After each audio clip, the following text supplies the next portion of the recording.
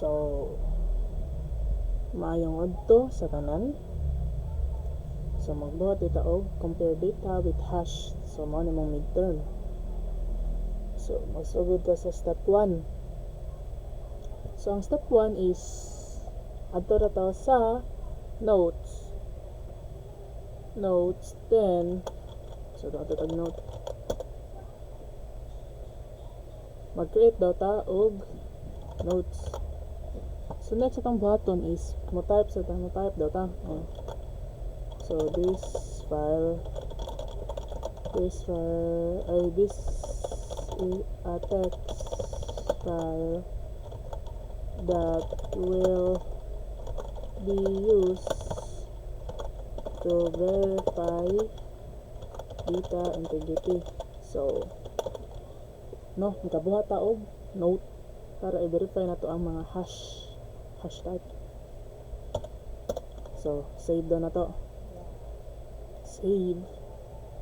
So testing hashing. So next na button is so na naman to tong choose file save. I-navigate na to sa desktop na navigate naman to na to. So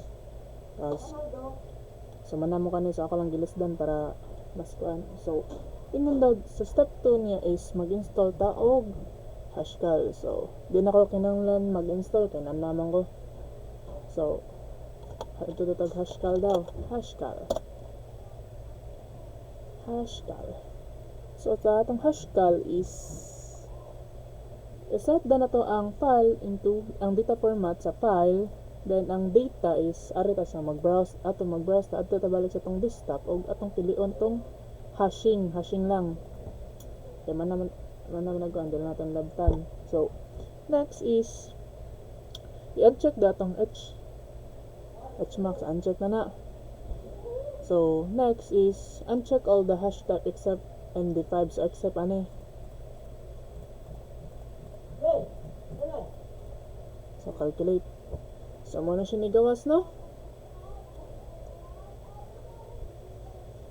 So next is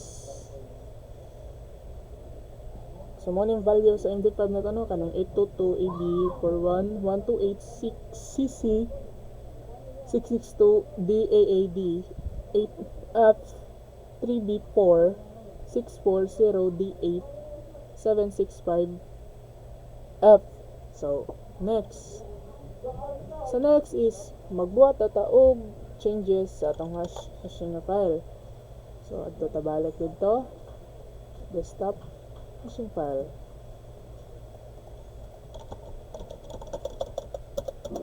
There's a so mana tag-change ato nang i-control S para ma-save. So calculate daw. So nausab no?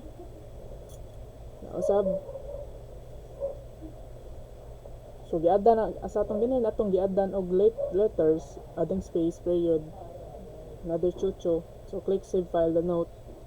So next calculate. So nausab siya katong 822 chucho. So mao na siyang value.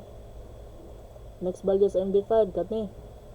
So is the value of different from the value recorded entity? Yes, nausab siya kay gani katong 822 and so on. Nausab og 034 BA695 382 and so on. So next is ingon diri is i-check na natutanan ang hash mark. So check ang hash mark tanan hash type hash mark nun.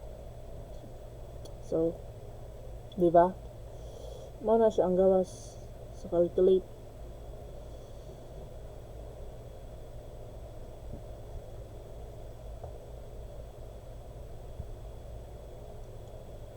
So that's all. Thank you.